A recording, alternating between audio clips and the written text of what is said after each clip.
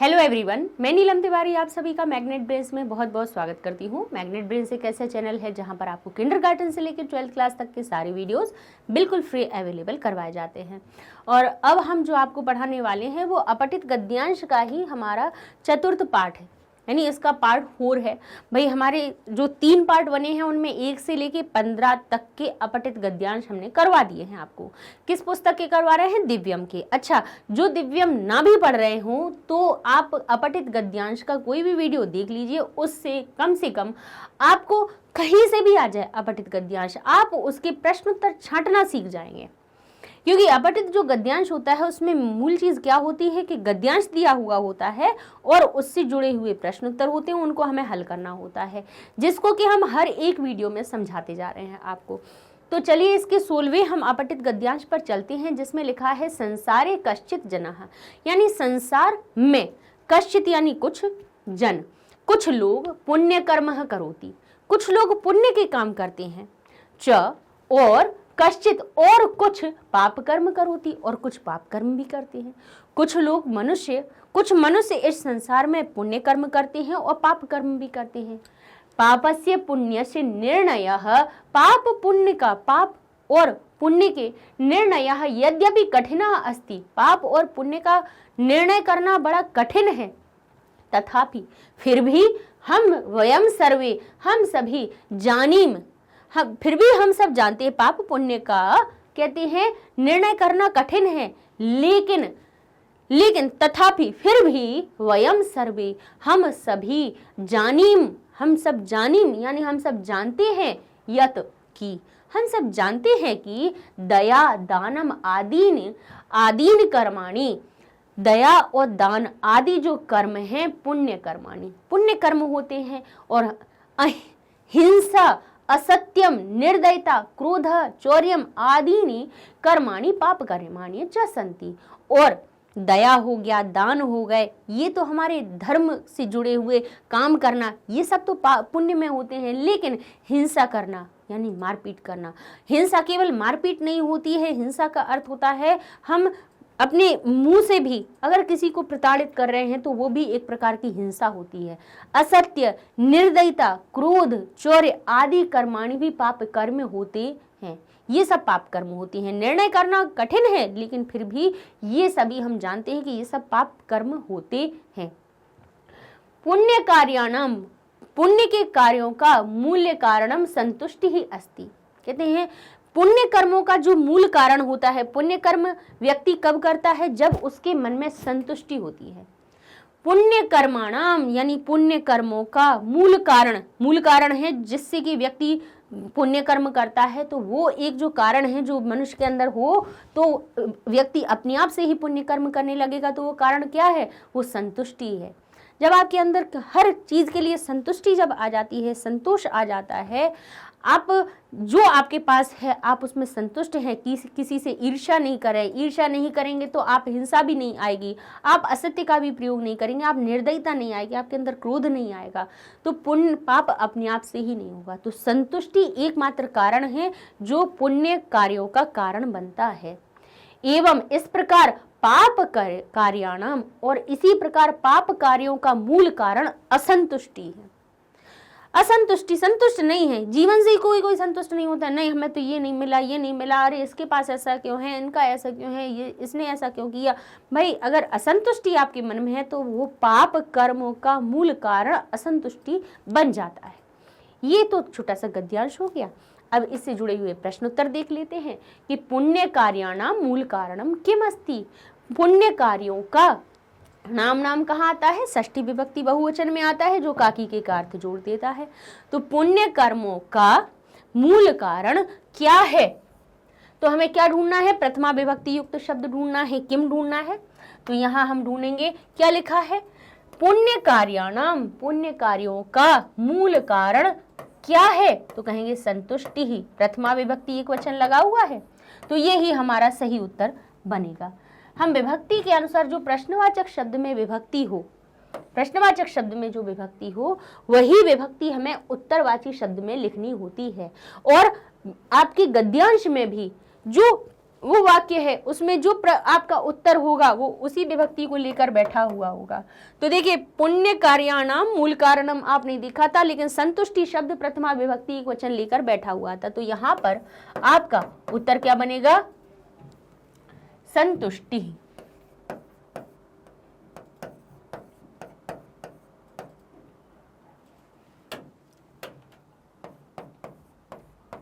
ये आपका सही उत्तर बन जाएगा। ठीक है, संतुष्टि। इसी को वाक्य में लिखना है तो कैसे लिखेंगे? पुण्य कार्याणाम मूल कारणम संतुष्टि ही अस्ति। ठीक है, आगे लिखा है पाप कार्याणाम मूल कारणम किम अस्ति।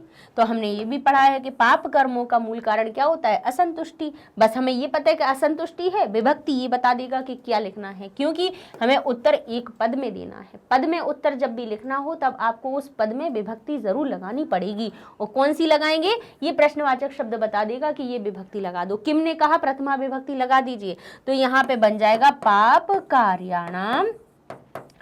पूरे वाक्य में लिखना है आपको, तो वाक्य आप प्रश्न से ले लीजिए, उधार वो दे देगा आपको। पाप कार्याणाम मूल कारणम, मूल कारणम क्या होता है? असंतुष्टि। असंतुष्टि में प्रथमा विभक्ति एक वचन लगा देंगे। टा पे छोटी की मात्रा लग रही है, इकारांत शब्द बनना है तो हरि बनता है, जैसे हरि ही, तो संतुष्टि बन गया संतुष्टि ही, और असंतुष्टि भी बन जाएगा हमारा असंतुष्टि ही। ठीक है, और अस्ति। ये हो गया आपका उत्तर। ठीक है, इस प्रकार से लीजिए, ये आपका एक वाक्य में भी हो, एक पद में भी हो गया और एक वाक्य में भी पूरा हो गया।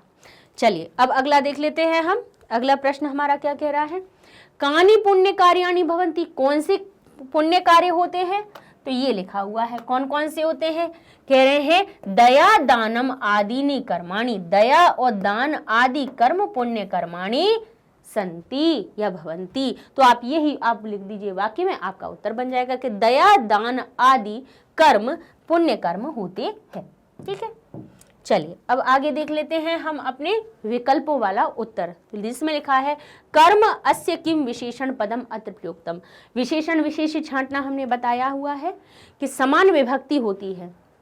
तो कर्म शब्द कर्मम लिखा हुआ है, अब इसका हमें क्या देखना है?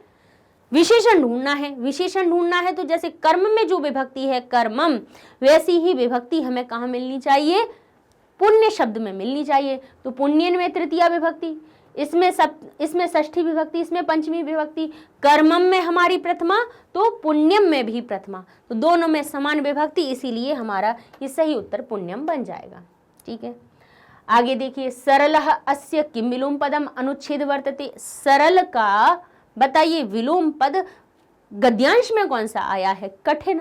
तो यहाँ पे सरलः, अब हमें पता है कि कठिन, सरल का उल्टा कठिन होता है, लेकिन सरल में अगर प्रथमा है तो हमारे कठिन शब्द में भी प्रथमा विभक्ति आएगी और तभी वो उसका सही उत्तर बनेगा। तो ये हो जाएगा कठिन। ठीक है, कठिन से नहीं बनेगा, षष्ठी नहीं बनेगी। सरल में प्रथमा है तो कठिन में भी प्रथमा होनी चाहिए। आगे लिखा है दया रहिता इति अर्थ कह शब्द अत प्रयुक्त। दया रहित यानी जिसमें दया नहीं हो, दया से रहित हो। बताइए ऐसा कौन सा पर्याय आया है? हिंसा, दया या निर्दयता? बोले निर्दय, निर यानी ना होना दया का, जिसके अंदर दया नहीं हो, तो वही तो उसका पर्याय बन रहा है। तो निर्दयता शब्द यहाँ पर हमारा पर्याय पद बना हुआ है। आगे देखते हैं पुण्य कार्याणाम मूल कारणम संतुष्टि अस्ति। पुण्य कार्यों का मूल कारण संतुष्टि होती है। अस्मिन् वाक्य कर्तृपदम किम। यहाँ पे कर्ता कौन है इस पूरे वाक्य में? तो यहाँ पे आप बताइए, कर्तरी प्रथमा कहता है कि जिसमें प्रथमा विभक्ति लगी हो वो हमारा कर्ता है। तो यहाँ पे क्या लिखा है? पुण्य कार्याणाम, पुण्य कार्यों का मूल कारण संतुष्टि ही अस्ति, संतुष्टि होती है। तो यहाँ पे हमारा बताइए क्या बना इसका सही उत्तर? संतुष्टि। ठीक है, अब इस प्रकार से चलते हैं हम अपने अगले गद्यांश पर। तो लिखा हुआ है मनुष्य समाजे गुणैः एव सम्मान प्राप्नोति। कहते हैं मनुष्य समाजे, समाज शब्द में क्या लगा हुआ है? एक ही मात्रा, और एक ही मात्रा सप्तमी विभक्ति में लगा कि क्या अर्थ बनाती है? में और पर का। कहेंगे समाज में गुणैः, गुण शब्द में तृतीया विभक्ति लगी हुई है बहुवचन वाली, तो गुणों के द्वारा।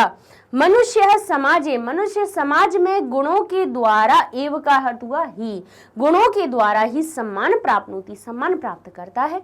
विद्या धनादिकम अपि, विद्या धन आदि भी गुणैः एव, गुण के द्वारा ही, गुणैः एव शोभते, गुणों के द्वारा ही शोभा पाते हैं। अगर गुण नहीं है तो विद्या भी हो और धन भी हो तब भी वो शोभा नहीं पाएगा। मनुष्य सुशोभित तभी होगा जब उसका सम्मान हर जगह तभी होगा जब उसके पास अगर विद्या है और धन है, लेकिन उसके अंदर सद्गुण भी होने चाहिए, अच्छे गुण भी होने चाहिए। एक जैसे मान लीजिए, एक उदाहरण हम आपको दे देते हैं कि कोई व्यक्ति है, मान लीजिए कोई व्यक्ति है, उसके पास धन भी बहुत है और उसने पढ़ाई लिखाई भी बहुत की, लेकिन उसके अंदर अच्छा आचरण करने का गुण ही नहीं है। उसने पढ़ लिख बहुत लिया, उसने बहुत विद्या का ग्रहण कर लिया, उसके पास धन भी बहुत सारा आ गया, लेकिन उसका स्वभाव कैसा रहा, उसके अंदर गुण कैसे रहे, झूठ बोलने का गुण उसके अंदर, तो ये क्या होगा, अच्छा सम्मान प्राप्त करेगा, नहीं करेगा। क्रोध करने का उसके अंदर दुर्गुण हो, उसके अंदर कैसे दुर्गुण हो, कहीं क्रोध करने का हो, ईर्ष्या करने का हो, क्रोध करने का हो, किसी पे कोई हमारे साथ में बैठा हुआ है तो उससे हम चिल्लाकर बात कर रहे हैं, मतलब असभ्य हो, तो भाई आपके पास विद्या भी हो और धन भी हो तब भी वो शोभित आपको नहीं करेंगे, क्योंकि गुण भी सबसे ज्यादा महत्वपूर्ण होते हैं। गुणों के द्वारा ही व्यक्ति को सम्मान मिलता है। तो कह रहे विद्या धनादिकम अपि, विद्या धन आदि भी गुणैः एव, गुण के द्वारा ही शोभते, शोभित होते हैं। गुणैः, गुणों के द्वारा मनुष्य सर्वत्र प्रसिद्धि प्राप्नोति, गुण के द्वारा ही मनुष्य सर्वत्र हर जगह प्रसिद्धि को प्राप्त करता है। जाति कारणात्, कुल कारणात्, लिंग कारणात् कह अपि पूजा प्रतिष्ठिम च न प्राप्नोति, कहते हैं जाति के कारण ऐसा नहीं है कि आप इस जाति के हैं इसलिए आपको सम्मान मिले, आप इस कुल में उत्पन्न हुए हो इसलिए सम्मान मिले, आप भाई कोई कहे लिंग कारणात्, कोई कहे पुरुष है इसलिए आपको सम्मान मिल रहा है, महिला हो इसीलिए सम्मान मिल रहा है, आप बुजुर्ग हो इसलिए, कोई फर्क नहीं पड़ता है। कह अपि, कौन पूजा कर प्रतिष्ठा च प्राप्नोति, कौन, ना ही कोई फिर पूजा करता है, ना कोई आपको पूछता है और ना ही आपको प्रतिष्ठा प्राप्त होगी। जाति के कारण, कुल के कारण और लिंग के कारण कोई भी, कह अपि, कुछ भी, पूजा प्रतिष्ठा च, पूजा और प्रतिष्ठा ना प्राप्नोति, नहीं प्राप्त होती है। इन कारणों से आपकी प्रतिष्ठा या आपकी पूजा नहीं होती है। पूजा प्रतिष्ठा व, पूजा या प्रतिष्ठा, वा का अर्थ क्या होता है, या, पूजा या प्रतिष्ठा लोके, पूजा या प्रतिष्ठा जगत में आपको पूजा जाए। पूजा का मतलब यही नहीं है कि आरती लेके सब लोग उतारे, नहीं, आपके गुणों को सम्मान करें, वो भी पूजा होती है। पूजा का अर्थ क्या होता है भाई, पूजनीय जो हो जाए, जिसके लिए हमारे अंदर सम्मान का भाव निकले, वो असल पूजा होती है। पूजा का मतलब ये नहीं होता है कि हम लेके हमने आरती जलाई और बस घुमा दिया 4 बार और हो गई पूजा। पूजा का अर्थ होता है मन से किसी की ओर सम्मान करना, मन से उसके अंदर, मन से दूसरे के प्रति आदर आना, वो है पूजा। पूजा या प्रतिष्ठा लोके, लोक में, लोक यानी संसार, एक ही मात्रा सप्तमी विभक्ति बोल रही है, मैं का अर्थ बताइए, तो कह रहे हैं लोके यानी संसार में, पूजा या प्रतिष्ठा संसार में, गुणैः एव भवति, गुण के द्वारा ही, तृतीया विभक्ति से या के द्वारा का अर्थ निकालती है, एव का अर्थ हुआ ही, गुणों के द्वारा। अब गुण के द्वारा ही नहीं कह रहे, हम गुणों के द्वारा कह रहे, क्योंकि तृतीया का यहाँ पे बहुवचन है और बहुवचन क्या करता है, जो मूल शब्द होता है उसको बहुवचन में बना देता है।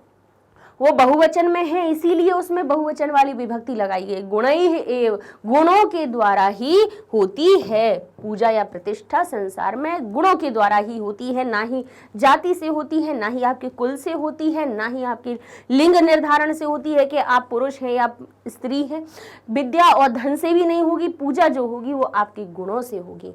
मनुष्य सर्वदा गुणैः एव, मनुष्य हमेशा गुणों से ही, गुणों के द्वारा ही सम्मान प्राप्त होती, सम्मान भी प्राप्त करता है, किसके, गुणों के द्वारा ही। पूजा प्रतिष्ठा भी गुणों के द्वारा होती है, सम्मान भी गुणों के द्वारा ही होता है। ना केवल मानवः, ना केवल मानवः, पशु पक्षिणः अपि, पशु पक्षी भी गुणैः सम्मान प्राप्नुवन्ति, पशु पक्षी भी सम्मान प्राप्त करते हैं। केवल मनुष्य नहीं, उनके गुणों के आधार पर उन्हें भी सम्मान मिलता है। अब आप कहेंगे कैसे, पशु पक्षियों को कैसे मिलता है? मान लीजिए जो हमारा भाई दो पक्षियों का हम उदाहरण दे रहे हैं, एक हमारी हो गई मोर, एक किसको कह रहे हैं हम, एक हो गया मोर और दूसरा हो गया कौआ। एक मोर के गुण ले लीजिए और कौआ के, चलिए मोर छोड़ दीजिए, कोयल ले लीजिए, गुण की ही बात हो रही है, दोनों देखने में समान। चलिए ये तो बात हो गई कि मयूर सुंदर दिखता है इसलिए उसकी पूजा की जाती है या इसलिए उसको सम्मान मिलता है, चलिए छोड़िए। वर्ण में भी समानता, दिखने में भी समानता, पक्षी ही दोनों हैं, कौन, कौआ और कोयल। कोयल भी काली हो गई, कौआ भी काला हो गया, लेकिन अब आप ये देखो कि दोनों में से कोयल का सम्मान होता है, कौए का नहीं होता है। क्यों? क्योंकि उनके गुणों की वजह से। कोयल में जो मधुर वाणी बोलने का गुण है वो उसको सम्मान दिलाता है, और जो कौआ के अंदर जो काव काव करने का दुर्गुण होता है, कुछ भी खाना कैसा कहते हैं, जो काग्र होता है, कौआ जो होता है वो कैसा होता है भाई, बड़ा ही कैसा होता है, तीक्ष्ण वाला होता है, कोई भी अपना शिकार होगा तो उसको झपटने वाला होता है। जबकि चेष्टा उसकी इस तरह बताई गई है कि ऐसी चेष्टा विद्यार्थी में होनी चाहिए, लेकिन वो अपने दुर्गुणों से कभी सम्मान नहीं पाता। जबकि कोयल अपने वाणी, उसके अंदर जो मधुर वाणी बोलने का गुण है, उससे उसको सम्मान मिलता है, भले ही दोनों देखने में एक जैसे हो।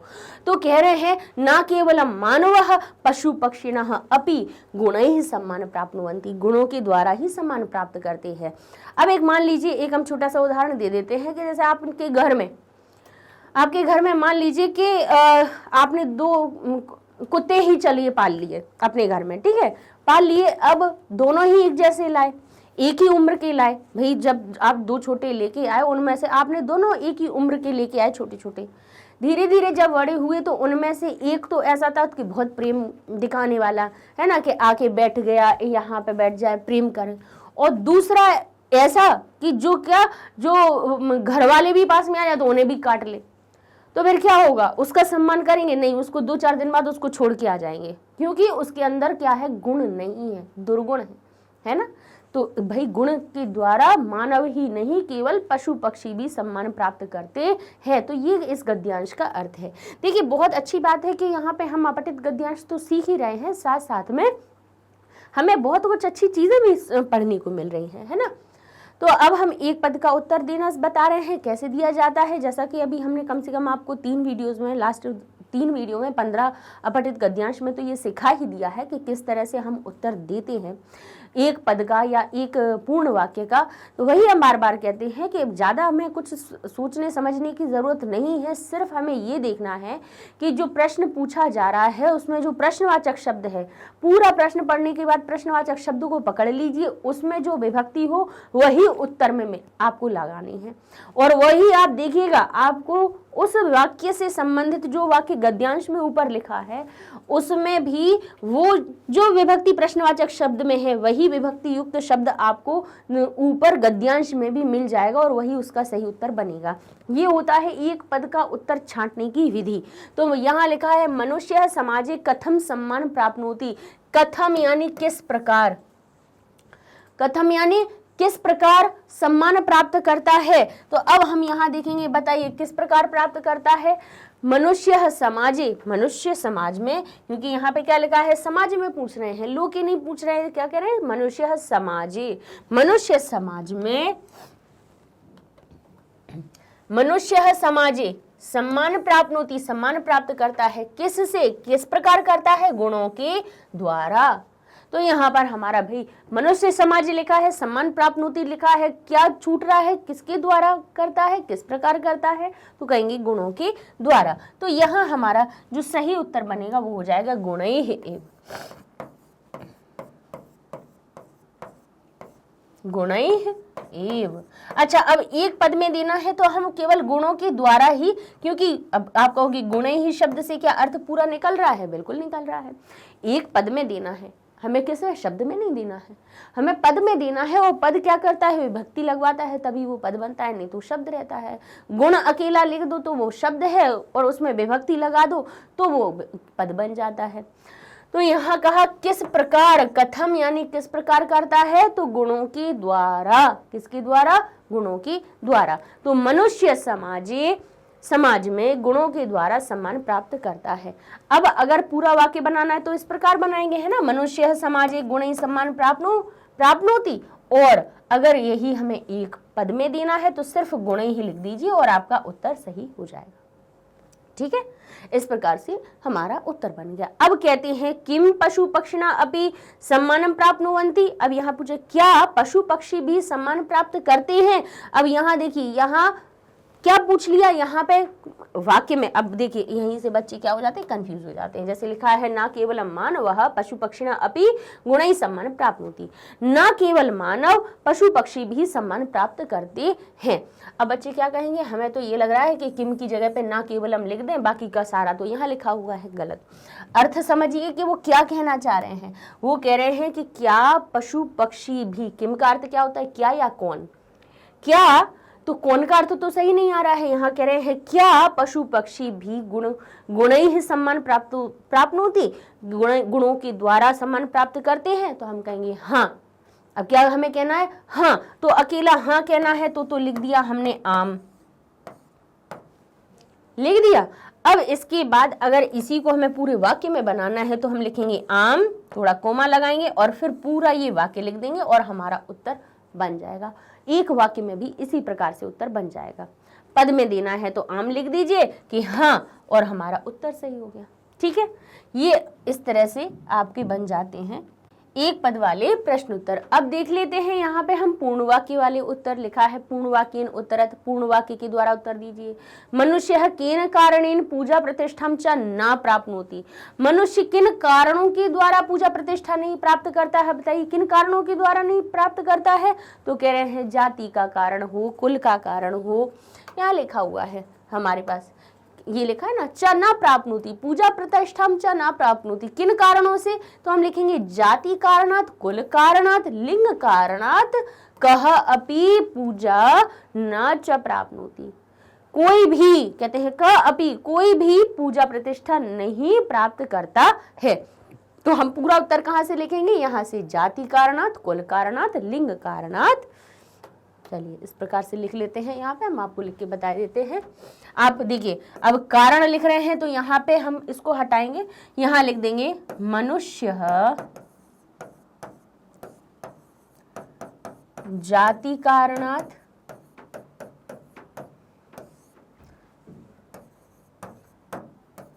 कुल कारणात्, फिर लिख देंगे हम लिंग कारणात्,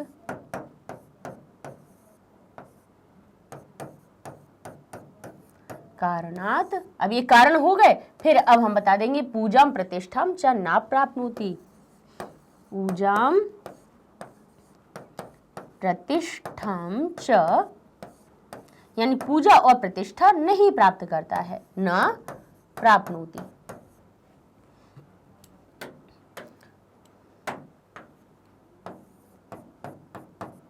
तो ये हो गया आपका उत्तर।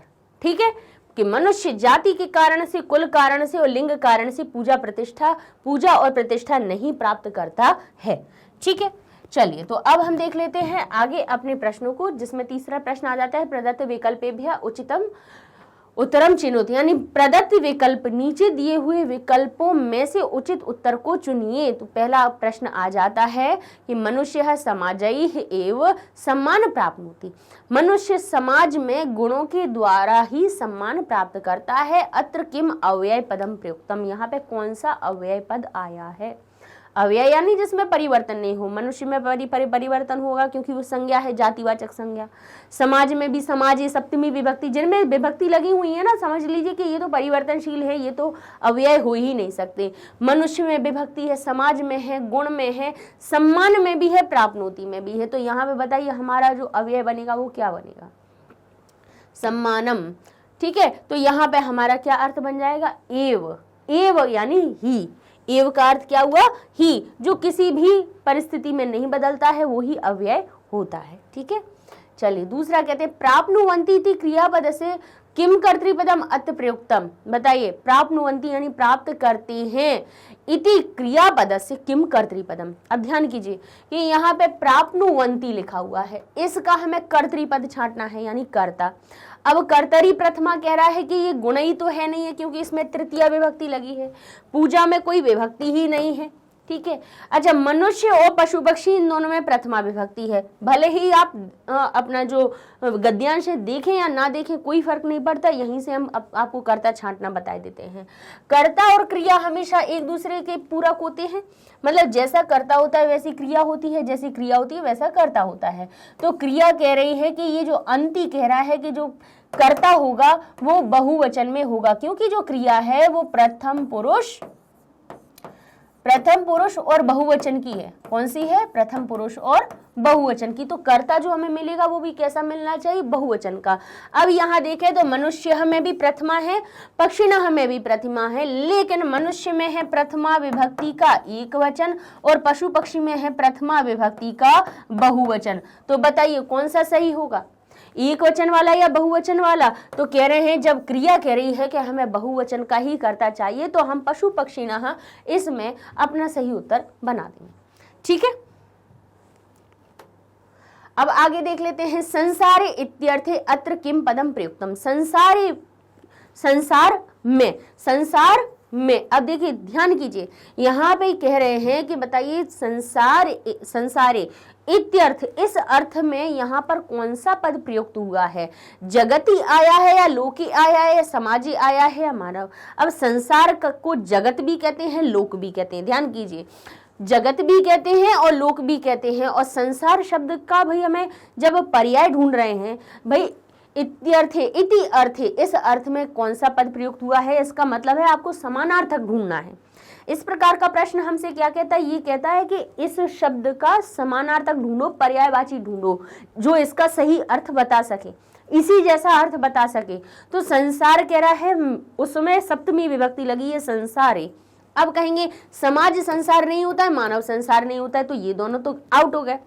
अब हम कहेंगे दो चीजें तो हमारे पास दोनों भी अभी भी जगत शब्द और लोक, इन दोनों में ही सप्तमी लगी हुई है, दोनों में ही सप्तमी लगी हुई है। तो भाई हमारे गद्यांश में जगती आया है या लोके आया है? तो हमने जब पढ़ा है कि जगती हमें कहीं नहीं मिला गद्यांश में, हमें जो शब्द मिला था वो कौन सा मिला था? लोके। तो लोके हमारा सही उत्तर बन जाएगा। चलिए क्रॉस चेक भी करवा देते हैं आपको जरा, तो आपको पता चल जाएगा। देखिए यहाँ पे लोकी आया है, जगती कहीं पे आया है क्या? नहीं आया है। तो हमारा उत्तर क्या बना है कि संसारी शब्द के लिए इति अर्थ, इस अर्थ में लोकी शब्द प्रयुक्त हुआ है। ठीक है, तो ये हमारा उत्तर बन जाएगा। ध्यान कीजिए, समानार्थक और विलोम, समानार्थक विपरीतार्थक देखें, पर्याय विलोम देखें तो ये समान विभक्ति वाले आते हैं, विशेषण विशेष्य भी समान विभक्ति वाले आते हैं। अब लिखा है अवगुणैः, अवगुणों के द्वारा। तो अस्य किम विलोम पदम अत्र प्रयुक्तम। अब आप कहेंगे आ वाला तो नहीं है कहीं कि आ लगा हुआ हो इसलिए उसमें जो विलोम पद बन रहा हो या नकारात्मकता की बात आ गई हो, जैसे गुणैः, गुण यानी गुणों के द्वारा, और आ लग जाने से अगुणई हो गई। बोले नहीं, आ नहीं लगाया है, यहाँ पे अव उपसर्ग लगाया है, अ उपसर्ग की जगह पे यहाँ पे अव उपसर्ग लगाया है। तो अव को हटा दें तो यहाँ पे विलोम पद क्या बन जाएगा? उपसर्ग हटाइए, मूल शब्द बन गया, उसका विलोम हो गया, उल्टा अर्थ बन गया। ठीक है, क्या बनेंगे? अवगुणई का हमारा विलोम पद क्या बनेगा? बताइए, गुण से बनेगा या गुणई बनेगा? यहाँ पे गुण के भी दो रूप लिखे हैं, कौन सी विभक्ति वाला सही होगा? कह रहे हैं ना कि विलोम हो चाहे समानार्थक हो चाहे विशेषण विशेषण हो, समान विभक्ति वाले बनेंगे। तो यहाँ पे गुणैः में तृतीया है तो तृतीय विभक्ति वाला गुणैः ही सही होगा। समझ गए? इस प्रकार से भाई हमें शब्द छांटने हैं। अगले गद्यांश पर चलते हैं। लिखा है अद्य भारतवर्षे सर्वत्र अनर्थ परंपरा वर्तते। कहते हैं आज भारतवर्ष में सर्वत्र सभी जगह है अनर्थ परंपरा वर्तते, बिल्कुल अनर्थ परंपरा हो चुकी है। कैसी? समाचार पत्रेषु वयम प्रतिदिनम, समाचार पत्रों में। अब समाचार पत्रेषु, पत्र शब्द में पत्रे नहीं लिखा है, पत्रेषु लगा हुआ है, अर्थात सप्तमी का बहुवचन, यानी पत्र एक नहीं है बहुत सारे हैं, उनमें मैं का अर्थ लिखना है। तो कह रहे हैं समाचार पत्रों में वयम, हम प्रतिदिनम, हर दिन, विविधाम दुर्घटनाम पठामः, हम प्रतिदिन विविध दुर्घटनाओं को पढ़ते हैं। शठा नाम धूर्ता नाम चौरा नाम एवं गाथा सर्वत्र प्राप्नुम, कहते हैं शठ यानी मूर्ख जो होते हैं, धूर्त होते हैं, भाई जो ये काम करते हैं, जो भी हमारे समाज में समाज के लिए जो बुरे काम हो, चाहे चोरी हो, चाहे डकैती हो, या किसी भी प्रकार का गलत काम हो, तो वो करने वाले कौन होते हैं? वो ज्ञानी तो होंगे नहीं, शठ की श्रेणी में ही उनको रखा जाएगा, क्योंकि भाई जो ज्ञानी है या किसी मनुष्य के अंदर थोड़ी सी भी बुद्धि है, मनुष्य नहीं होता है भाई जो इस प्रकार के काम करता है, शठ लोग ही होंगे उनको, तो शठ हम तो मूर्ख ही कहेंगे, मूर्ख हैं, उनके ईश्वर ने उनको बुद्धि नहीं दी है जो भी समाज में गलत कृत्य करते हैं। शठा नाम धूर्ता नाम, शठ धूर्तों के, शठों के, धूर्तों के, चोरों की ही गाथा सर्वत्र प्राप्नुम, हम हमेशा चोरों की, ऐसे लोगों की ही गाथा पढ़ते हैं समाचार पत्रों में। एवं और इस प्रकार सर्वत्र पापम एव पश्याम, और सभी जगह पापों को भी देख रहे हैं हम, सर्वत्र हम सभी जगह पापम एव पाप को ही पश्याम देख रहे हैं। तत्र अस्माकम नैतिक पतनम एव कारणम अस्ति, तब हमारा नैतिक पतन ही कारण है। इन वजहों से ही, इन्हीं कारणों से हमारा नैतिक पतन हो रहा है। ततः उसके बाद अवश्यम एव दूरी कुर्याम अन्यथा भारतस्य दुर्दशायाम निरंतरम वृद्धि भविष्यति, निरंतरम कहते हैं ततः तब अवश्यम, तो फिर हमें अवश्य ही दूरी कुर्याम, इन क्या करनी चाहिए? दूरी करना चाहिए, अन्यथा भारत की दुर्दशा में निरंतर वृद्धि होगी, भारत की दुर्दशा में निरंतर वृद्धि होती जाएगी अगर हमने अवश्यम एव दूरी कुर्याम, अगर हमने इनको दूर नहीं किया, दूरी कुर्याम, इनको दूर नहीं किया।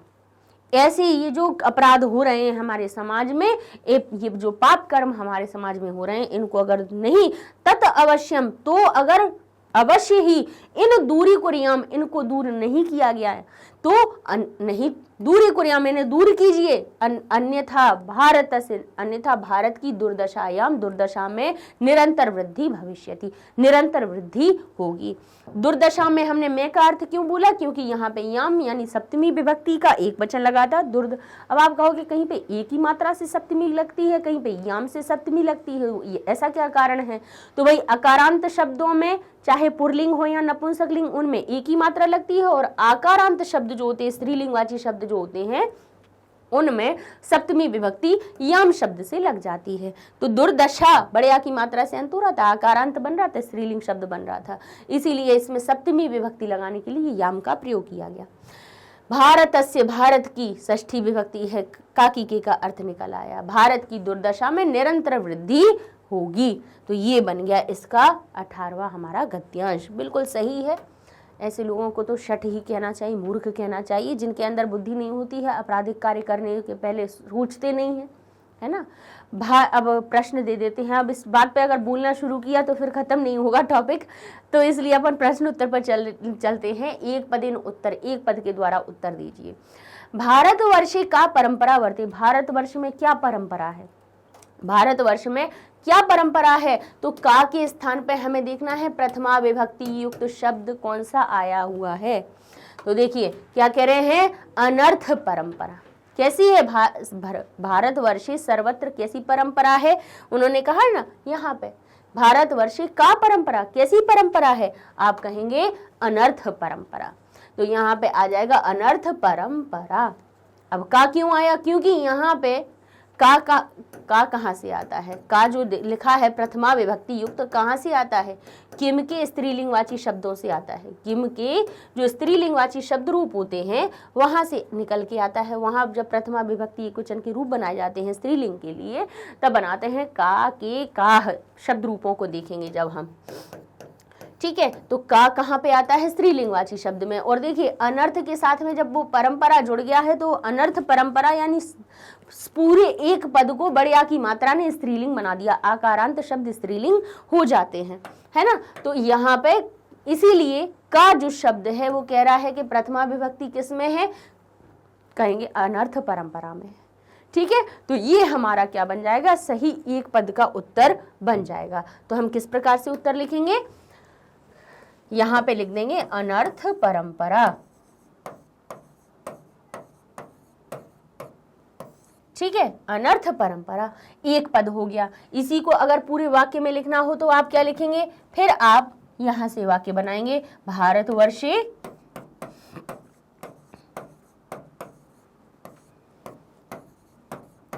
अनर्थ परंपरा वर्तते। अब का परंपरा, क्योंकि कौन सी परंपरा है, तो परंपरा हमने उसमें लिख ही दिया है, इसीलिए फिर बार बार हमें परंपरा शब्द लिखने की जरूरत नहीं है। ऐसा नहीं कि भारतवर्ष अनर्थ परंपरा, परंपरा वर्तते, बार बार क्यों कह रहे हैं हम, है ना, तो हम कहेंगे वर्तते। ठीक है, एक पद में देना हो तो अनर्थ परंपरा लिख दीजिए, का जैसा अपना शब्द ढूंढिए, क्योंकि ये जो शब्द होता है यही हमें बताता है कि जाइए आपको गद्यांश में कौन सा शब्द उठाना है। इसने कहा कि का परंपरा, यानी यहाँ पे आपको प्रथमा विभक्ति युक्त स्त्रीलिंगवाची कोई ना कोई शब्द मिलेगा। तो कौन सा मिल रहा था, अनर्थ परंपरा मिल रहा था, जिसमें प्रथमा विभक्ति एकवचन लगी हुई हो। ठीक है, इस प्रकार से उत्तर हम ढूंढते हैं अपने गद्यांश में से। समाचार पत्रेषु, अगला प्रश्न पढ़ते हैं, वयम प्रतिदिनम काह पठामः, क्या पढ़ते हैं, काह क्या पढ़ते हैं, समाचार पत्रों में वयम प्रतिदिनम का पठामः, हम प्रतिदिन समाचार पत्रों में क्या पढ़ते हैं। तो यहाँ क्या लिखा हुआ है, समाचार पत्रेषु वयम प्रतिदिनम, समाचार पत्रों में हम प्रतिदिन क्या पढ़ते हैं, विविधा दुर्घटनाः, विविधा दुर्घटना। अब ध्यान कीजिए, यहाँ पे जो प्रश्नवाचक शब्द था वो काह लिखा हुआ था। काह कहाँ पे मिलता है हमें, किम के जब आप प्रथमा विभक्ति के रूप पढ़ेंगे तो उसमें प्रथमा विभक्ति युक्त जो स्त्रीलिंगवाची शब्द है वो कैसा बनता है, उसके शब्द रूप कैसे बनते हैं, का, के और काह। प्रथमा विभक्ति एक वचन के लिए आता है का, द्विवचन के लिए आता है के, और बहुवचन के लिए आता है काह। यानी इस काह ने हमसे कहा कि गद्यांश में ऐसा शब्द ढूंढना आप जिसमें कि जो स्त्रीलिंगवाची भी हो और जिसमें प्रथमा विभक्ति बहुवचन भी लगा हुआ हो। क्या लगा हुआ हो, प्रथमा विभक्ति के साथ में बहुवचन लगा हुआ हो। तो ऐसा शब्द कौन सा मिला, ऐसा शब्द हमें दुर्घटना मिला, विविधा दुर्घटना, विविध दुर्घटना। तो ये इसमें लगी हुई है प्रथमा विभक्ति बहुवचन, तो ये हमारा सही उत्तर बन गया। ठीक है, तो हम यहां लिख देंगे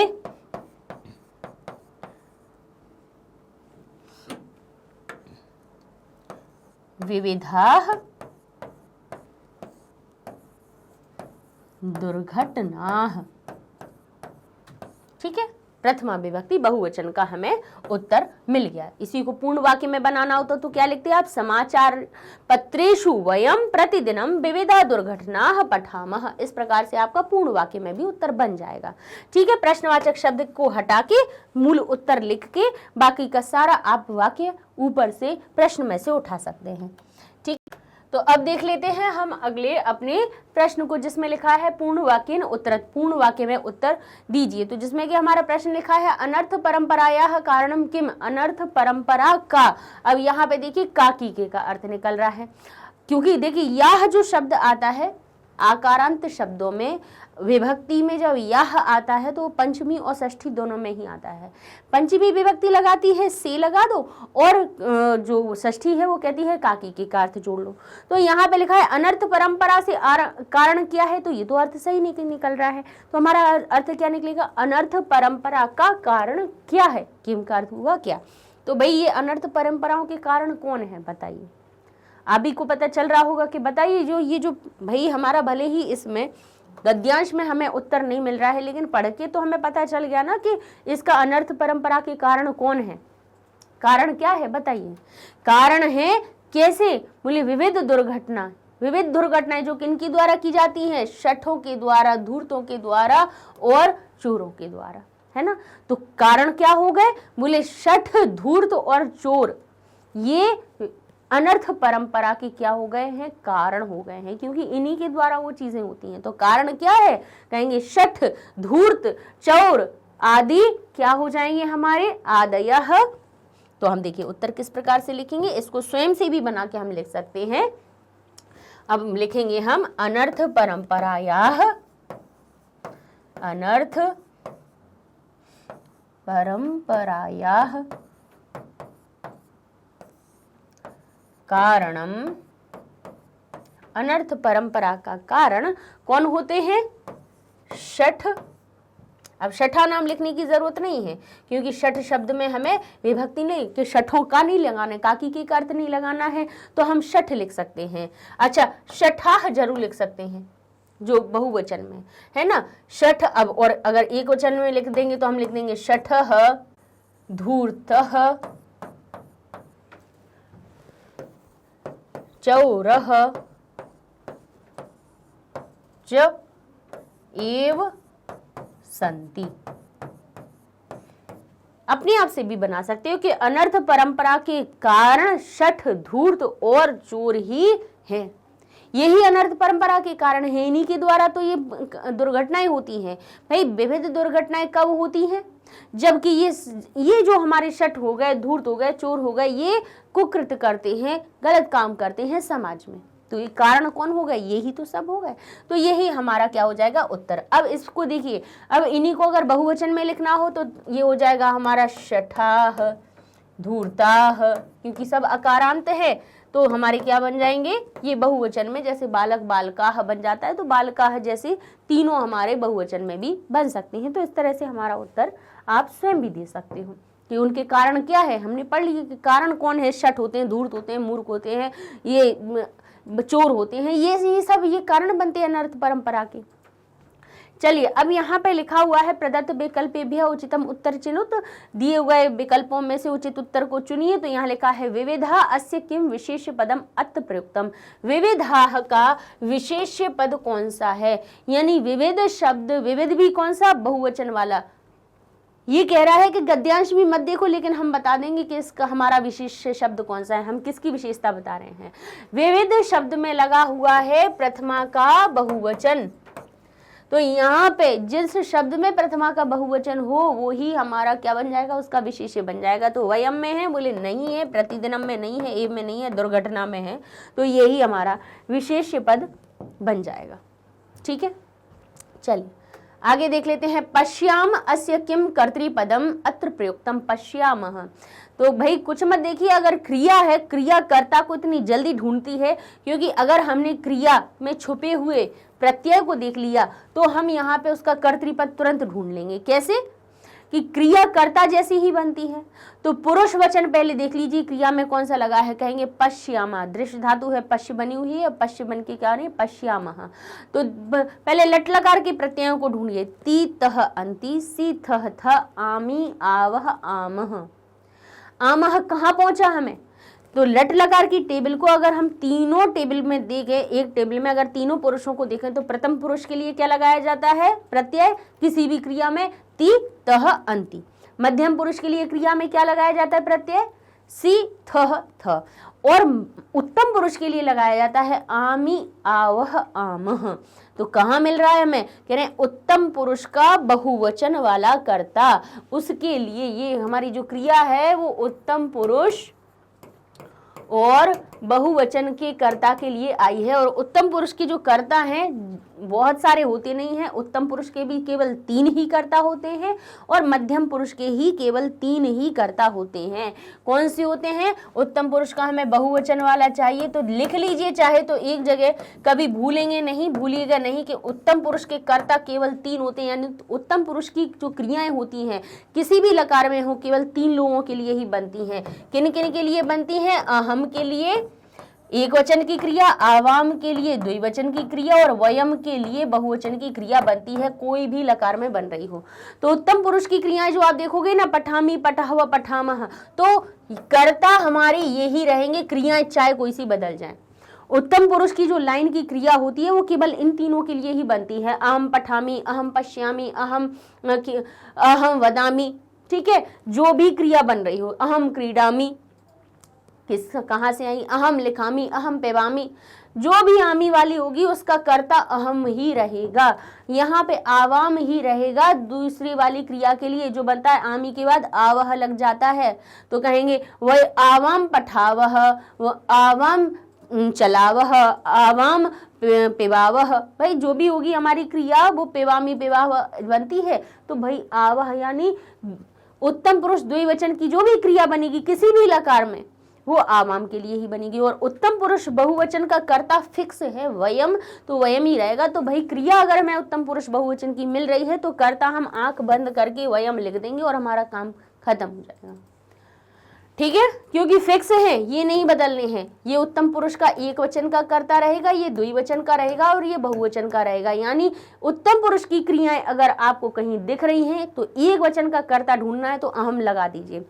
अगर आपको उत्तम पुरुष द्विवचन का कर्ता ढूंढना है तो सीधा आवाम लगा दीजिए। उत्तम पुरुष बहुवचन का कर्ता लगाना है तो सीधा वयम लगा दीजिए। आपका उत्तर सही हो जाएगा, कर्ता क्रिया कभी गलत नहीं होगी। मध्यम पुरुष के भी फिक्स हैं 3, कौन? त्वम, युवाम और यूयम, ये 3 फिक्स हैं। मध्यम पुरुष की क्रियाएं केवल इन तीनों के लिए ही बनाई जाती हैं।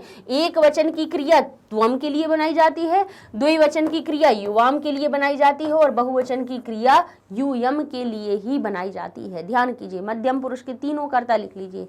मतलब इन 6 को छोड़ दीजिए तो बाकी सब प्रथम। ने आपको सिखाया था मैं उत्तम तुम मध्यम, बाकी सब प्रथम। तो बाकी जितने भी काम करने वाले हैं बस इन 6 को छोड़ दो तो सब के लिए फिर प्रथम पुरुष की क्रिया बनती है। वो है जनरल कैटेगरी, जनरल वर्ड। अगर एक शो चल रहा है तो उसमें आगे की 2 लाइनें छोड़ दो, यानी उत्तम पुरुष और मध्यम पुरुष की छोड़ दो, तो बाकी जितनी भी जनता भीड़ बैठी हुई है उस सब के लिए प्रथम पुरुष की क्रियाएं दे दी। फिर हाथी घोड़ा दुनिया की कोई भी चीज हो जो काम करने वाली कर्ता बनेगी वो सब प्रथम पुरुष की श्रेणी में जाएगी और क्रिया उसके लिए लग जाएगी प्रथम पुरुष की। ठीक है, तो वयम हमारा उत्तर हो गया। आगे लिखा है तत् अवश्यमेव दूरी कुर्याम अस्मिन् वाक्ये किम अव्यय पदम। तत् यानी उसको, तब उसके बाद, अवश्य ही, अवश्यम एव अवश्य ही उसको दूरी कर, तुम उसको दूर करना चाहिए, उसको अवश्य ही दूर करना चाहिए। तो यहाँ पे पूछा है अव्यय क्या है, तो तत् के रूप बन रहे हैं अवश्यमेव। अब यहाँ पे बताइए अवश्यम शब्द जो लिखा है तो अवश्यमेव सही होगा या उसमें से अगर एव हटा दो तो कहीं अवश्य तो शब्द कैसा हो जाता है, बदल भी जाएगा, लेकिन एव जो शब्द है वो नहीं बदलेगा। तो यहाँ पे जो अव्यय बनेगा वो क्या बनेगा, एव। ठीक है, युष्माकम अस्य किम विलोम पदम अत्र प्रयुक्तम। युष्माकम यानी तुम्हारा, तो इसका विलोम पद क्या होगा, हमारा। तो तुम्हारा बनता है युष्माकम से, इसका उल्टा बनेगा अस्माकम, तो अस्माकम हमारा सही उत्तर बन जाएगा। तो लीजिए, इस प्रकार से ये हो जाता है हमारा 18वां गद्यांश पूरा। अब चलते हैं 19 में। 19वें गद्यांश पर लिखा है बाल्ये यानी बाल्यकाल में जीवन निर्माणम, जीवन निर्माणार्थ, जीवन निर्माण के लिए सदुपदेश आवश्यक। उपदेश, सद यानी अच्छे, सत शब्द से ये सद बना हुआ है, सत का अर्थ होता है अच्छा। उपदेश, सदुपदेश, सत और उपदेश को मिलाया गया तो यहाँ पे त बन गया हमारा जशत संधि से द, और उसमें छोटे ऊ की मात्रा, तो ये हो गया सदु, तो ये दोनों हो गए गायब और ता और ऊ की जगह दु आ गया और ये हो गया सदुपदेश। यानी बाल्यकाल में जीवन निर्माण के लिए का अर्थ क्यों बोल रहे हैं, ये जो अर्थ लिखा हुआ है इससे के लिए क्यों बोल रहे हैं, क्योंकि इसमें अर्थ शब्द जुड़ा है। जहां अर्थ जुड़ा हुआ हो वहां के लिए का भाव निकाल दीजिए, के लिए का अर्थ निकाल लीजिए। तो बाल्य सप्तमी विभक्ति, बाल्यकाल में यानी बचपन में, जीवन निर्माण के लिए, जीवन जैसा आपका आगे बने उसके लिए सद उपदेश, अच्छे उपदेश आवश्यक हैं। बाल्यकालः एव उपदेशस्य उचित कालः भवति। बाल्यकाल एव कहता है ही, एव का अर्थ क्या निकलता है, ही। उपदेश का उचित काल होता है। उपदेश का बिल्कुल मतलब अगर आप किसी भी बच्चे को कुछ भी सिखाना चाहते हो तो उसको आज बचपन में ही सिखा दीजिए। बचपन ही कहते हैं, बचपन ही उपदेश का उचित काल होता है।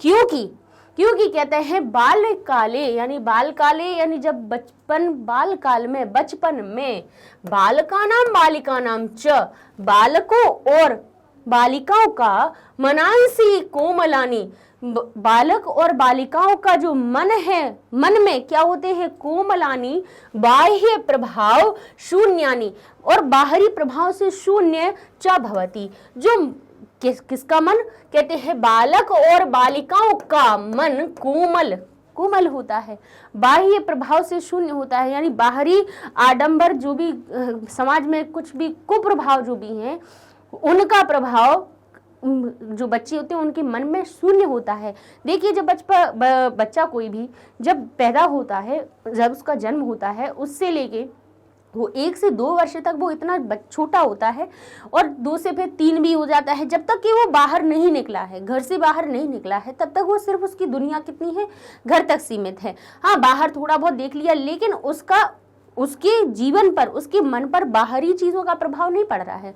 बाह्य प्रभाव शून्य, बाहरी जो प्रभाव होता है वो कैसा होता है, शून्य होता है। कैसे? क्योंकि वो सिर्फ अपने परिवार के सदस्यों को देखता है, उनके आचरणों को देखता है कि हमारे यहाँ पे क्या हो रहा है, हमारे यहाँ पे भाई हमारे माता पिता हैं वो कैसे रह रहे हैं, अपने बड़ों का सम्मान कर रहे हैं, तो बच्चा भी बड़ों का सम्मान करना सीखेगा।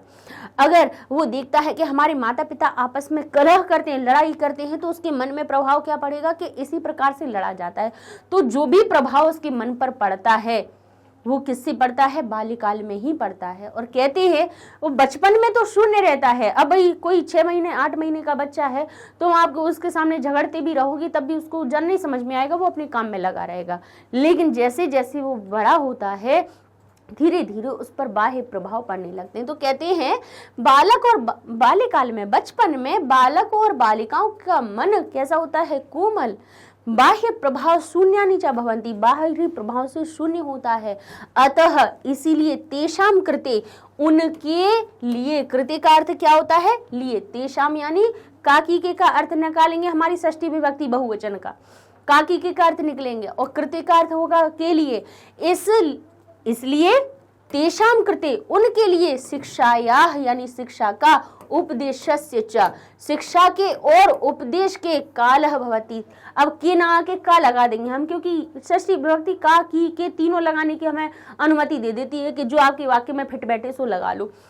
इसलिए उनके लिए शिक्षा की और उपदेश की, अब उपदेश की भी नहीं आ रहा, इसीलिए उनके शिक्षा का और उपदेश का काल होता है। का सही बैठा है ना, के नहीं आ रहा था ना की आ रहा था, यहाँ पे का अर्थ सही आ रहा था। इसीलिए उनके लिए शिक्षा और उपदेश का, उनके लिए शिक्षा और उपदेश का काल होता है। किनके लिए, बालक और बालिकाओं के लिए। बाल्यकाल में बालः यत पश्यति, बालक जो देखता है, यत यानी जो, यत शब्द हमारा मूल शब्द क्या है, यत, जिसका अर्थ क्या होता है, जो कि हमारा जश्त्व संधि से, यानी जश्त्व संधि क्या कहती है कि किसी भी व्यंजन वर्ग का पहला अक्षर, व्यंजन वर्ग कौन कौन से हैं, क च ट तप, ये 5 वर्ग हैं, क च ट तप, इनके पहले अक्षर के बाद अगर कोई स्वर व्यंजन आ जाए तो ये ता हमारा दा में बदल जाता है। तो यहाँ पे यत के बाद ये कौन सा आ रहा था, व्यंजन आ रहा था, तो ता दा में बदल गया। तो यहाँ पे हमने क्या कहा, तत् बाल्यकाल बालः एव, कहते हैं बाल्यकाल में बालक जो देखता है, पश्यति यानी देखता है, तद एव, तदेव शब्द किससे मिलकर बना है, 2 चीजों से, तत् और एव। यहाँ पे तदेव शब्द किसके मिलकर बना है, तत् और एव से। कैसे बना है, ता पहले जश्त्व संधि के नियम से, वर्ग का पहला अक्षर, उसके बाद स्वर व्यंजन आए तो ता दा में बदल जाएगा, का गा में बदल जाएगा, च जा में बदल जाएगा, प बा में बदल जाएगा। तो यहाँ पे तद बन गया और फिर इसके बाद एव था। अब ये आधा व्यंजन स्वर को अपनी तरफ खींच लेगा तो द ए की मात्रा के साथ में हमारे सामने आ जाएगा और ये तदेव बन जाएगा हमारा, तत् एव, यानी वह ही। तदेव शब्द किससे मिलकर बना, तत् एव। बालः यानी बालक जो देखता है, यत पश्यति जो देखता है, तद एव वैसा ही, तस्य उसके, मानस पटले उसके मन के पटल पर, उसके का जो मन है उस पर अंकित भवति, उसके मन के पटल पर अंकित हो जाता है, उसके मन पर वही चीज अंकित हो जाती है, वही उसके मन में पूरी रूपरेखा बन जाती है कि हाँ हमें ऐसा होना है। तो जो देखता है वही वो आगे चलकर करता है। तो हमें ये बहुत सावधानी रखनी चाहिए कि कभी भी छोटे बच्चों के सामने हम किसी भी प्रकार का ऐसे व्यवहार ना करें कि जिससे वो हमारे व्यवहारों से बच्चा वही चीज सीखे, ठीक है ना। तो ये एक क्या हो गया, हमारा अनुच्छेद हो गया। अब इससे जुड़े हुए प्रश्नोत्तर कैसे लिखा है, किमर्थम, किमर्थम यानी किस लिए सदुपदेश आवश्यक, किस लिए सदुपदेश आवश्यक है, बताइए किस लिए है। तो यहाँ क्या लिखा है, जीवन निर्माणार्थम। देखिए किमर्थम में अर्थम शब्द लगा है, अर्थात हमें जो उत्तर मिलना है वो पूरे गद्यांश में निश्चित मान लीजिए कि उसमें भी अर्थम शब्द जुड़ा हुआ होगा जो के लिए का अर्थ बनाया होगा। किस लिए, उन्होंने कहा किस लिए सदुपदेश आवश्यक है, तो कह रहे हैं जीवन निर्माणार्थम। तो यहाँ पे हमें क्या एक पद ढूंढना था, देखिए ये हमारा कह रहा था किमर्थम, एक पद में देना है उत्तर, ठीक है। सदुपदेश आवश्यक लिखा ही हुआ है, लिखा हुआ है। उत्तर हमें क्या मिलेगा, अर्थम शब्द से जुड़ा हुआ, तो ये लिखा हुआ है। अच्छा कभी कभी अगर अर्थम शब्द ना मिले, जैसे आप किमर्थम लिख रहे हो, प्रश्न में किमर्थम लिखा हुआ है और उसके लिए अर्थम वाला शब्द ना मिले, तो फिर क्या करोगे, तब उस समय पे आप चतुर्थी विभक्ति युक्त शब्द भी ढूंढ सकते हैं, क्योंकि अर्थम शब्द के लिए अर्थ बताता है और चतुर्थी विभक्ति का शब्द भी के लिए का अर्थ लेके चलता है। तो ये दोनों ही चीजें हैं कि जिससे कि आप अपना अपठित गद्यांश में से प्रश्न ढूंढ सकते हैं। तो यहाँ क्या लिखा है, कह रहे हैं किमर्थम सदुपदेश आवश्यक, तो आप कहेंगे जीवन निर्माणार्थम, क्या बनेगा, जीवन के निर्माण के लिए। तो ये हमारा एक पद में उत्तर बन जाएगा। तो हम किमर्थम हटाएंगे, यहां लिख देंगे जीवन निर्माणार्थम, जीवन निर्माण के लिए। और अगर वाक्य में बनाना है तो बाकी बचा सदुपदेश लिख दीजिए और आवश्यक लिख दीजिए, सदुपदेश आवश्यक, ठीक है।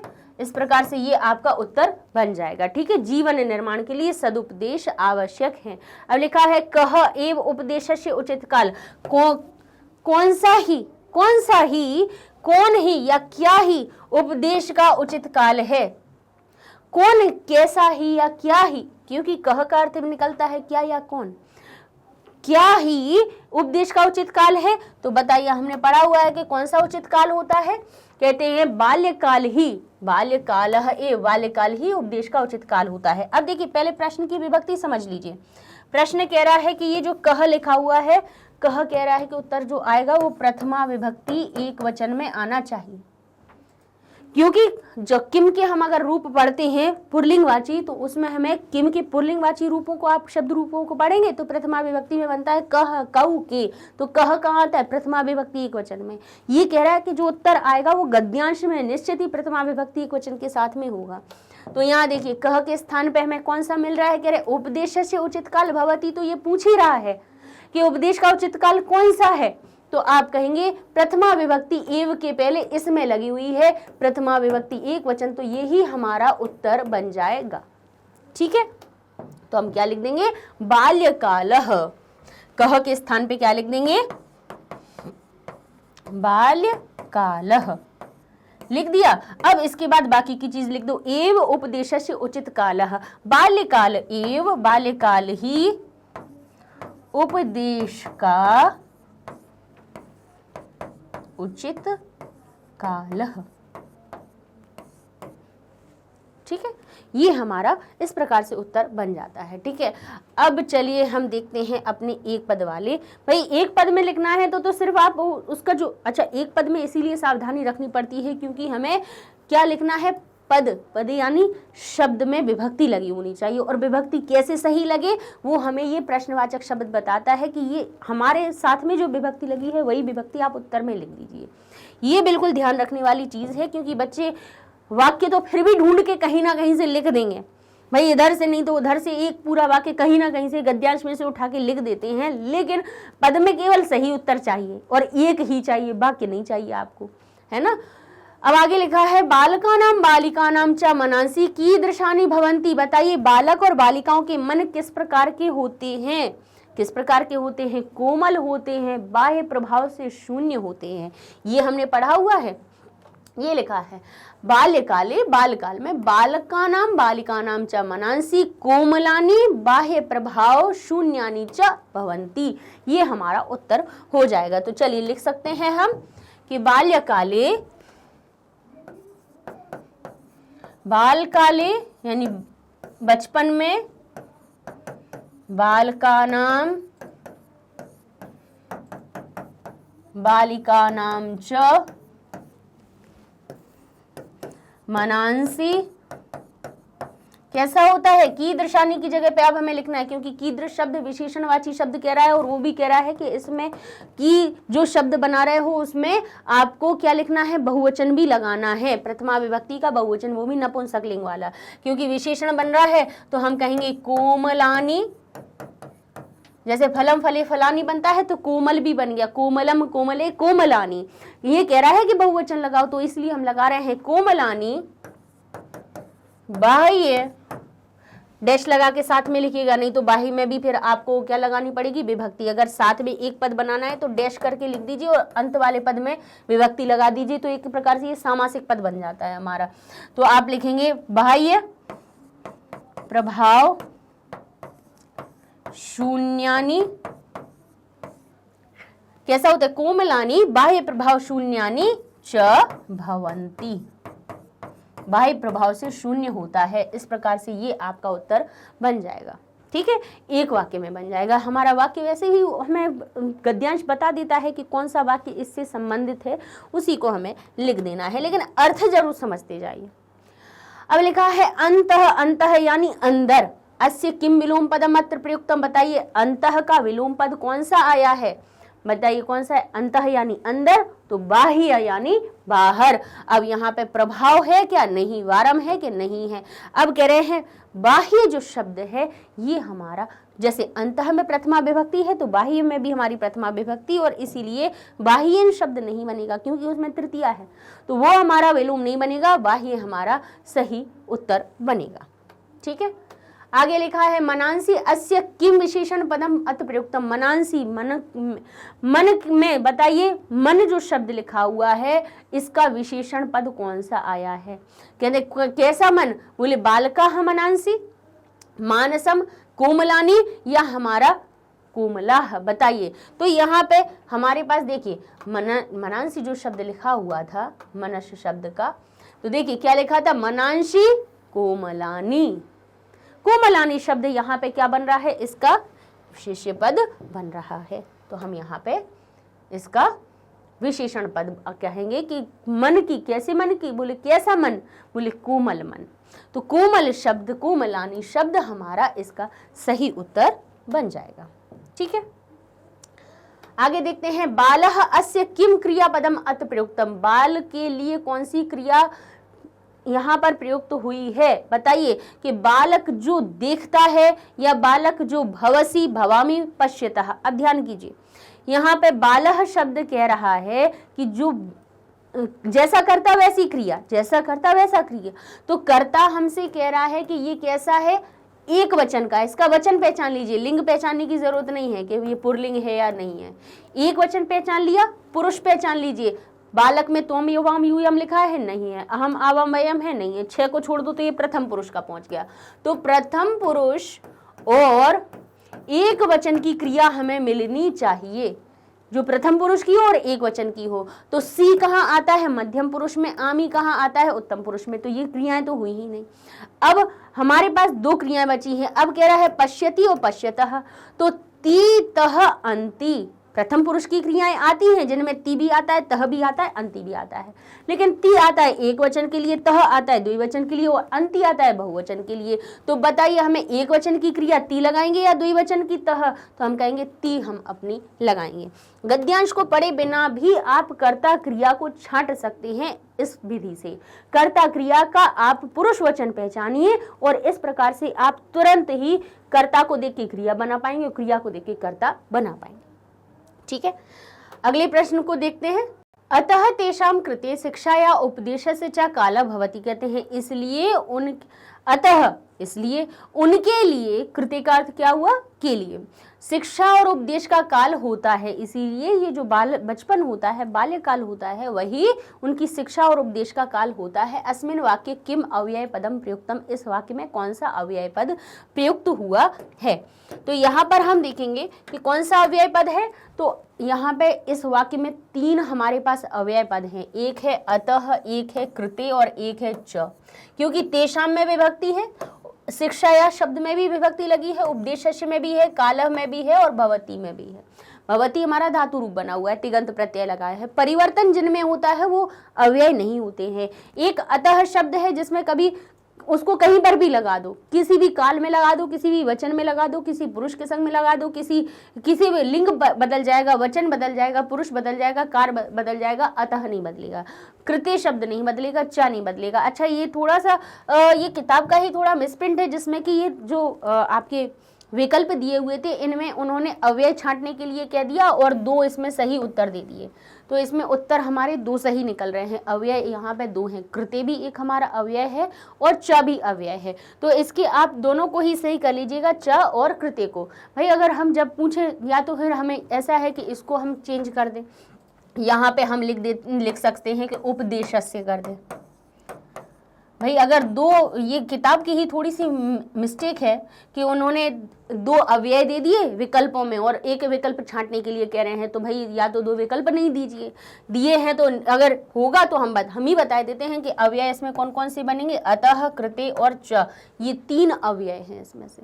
ठीक है, तो भाई अगर आपको ऐसा प्रश्न पूछना है तो कभी कभी किताबों में भी हो जाती है मिसप्रिंट, तो इसलिए हमने उस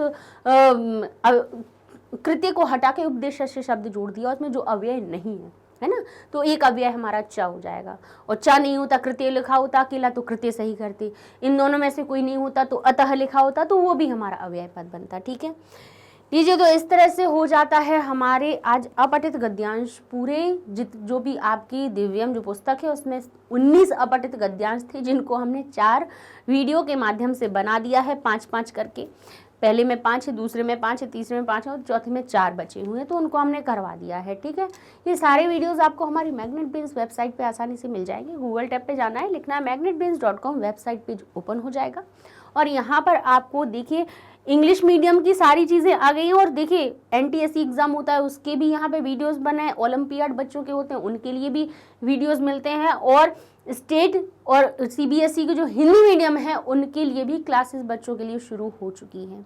ठीक है, सब कुछ मिल रहा है यहाँ पे और वो भी बिल्कुल फ्री में मिल रहा है। ऐसा नहीं है कि 2 वीडियो आ जाते हैं, दिखा देते हैं, उसके बाद फिर तीसरे के लिए पैसे मांगते हैं, सब्सक्रिप्शन मांगते हैं, सब बिल्कुल नहीं है। ठीक है ना, तो यहाँ आप क्लास 7 पे जाते हैं तो यहाँ क्लास 7 के सब्जेक्ट्स की लिस्ट दिख जाती है। अब इसमें आप चाहे NCERT पढ़ लीजिए, चाहे व्याकरण पढ़ लीजिए, जिसको क्लिक करेंगे उसी सब्जेक्ट के चैप्टर वाइज वीडियोस की लिस्ट मिल जाएगी कि हर एक चैप्टर में कितने वीडियोस बने हैं।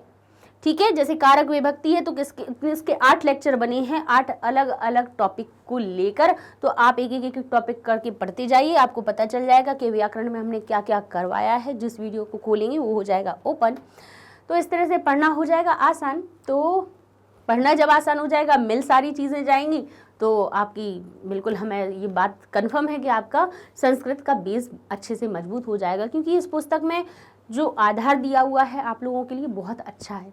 ठीक है, इसीलिए हमने इसमें से आपको पढ़ाने का सोचा कि NCERT ने नहीं आपके लिए व्याकरण की पुस्तक बनाई है, कोई बात नहीं है, हम ऐसे पब्लिकेशन की उठाएंगे पुस्तक जिसमें कि सारी चीज़ें कवर हो जाएं, आपकी सारा आधार मूलभूत चीज़ें, जो चीज़ें आपको आनी चाहिए वो आपको आ जाए। ठीक है, इस तरह से ये पुस्तक का भी हमारे सारे पाठ हो जाते हैं पूरे। अच्छा, अब हम जो शुरू करेंगे वो होंगे, ये आपके जो 7th क्लास है उसमें किस तरह के प्रश्न पत्र बनाए जाते हैं। तो टेस्ट पेपर सीरीज अब अपने अगले वीडियो से होगी शुरू। तो पढ़ते रहिए मैग्नेट ब्रेन्स के साथ में। मिलते हैं नेक्स्ट वीडियो में, तब तक के लिए धन्यवाद।